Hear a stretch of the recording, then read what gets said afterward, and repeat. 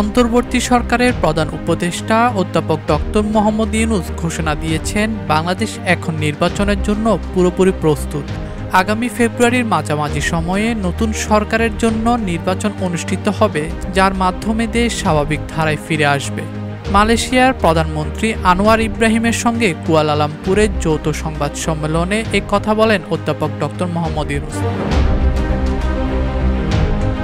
তিনি জানান, আইনশৃঙ্খলা, অর্থনীতি এবং রাষ্ট্রীয় প্রতিষ্ঠান পুনঃপ্রতিষ্ঠা করা হয়েছে, যাতে তারা কার্যকরভাবে কাজ করতে পারে। ডক্টর মোহাম্মদ ইউনূস বলেন, তরুণদের নেতৃত্বে গণ আন্দোলনের পর 1 বছর আগে তিনি সরকারের দায়িত্ব নেন, যখন আগের শাসক গোষ্ঠী দমনপীড়ন চালাচ্ছিল এবং দেশের প্রতিষ্ঠানগুলোকে ধ্বংস করছিল। তিনি উল্লেখ করেন, তৎকালীন সংকটময় সময়ে বন্ধু হিসেবে পাশে দাঁড়ানোয় আনোয়ার ইব্রাহিমের প্রতি কৃতজ্ঞ।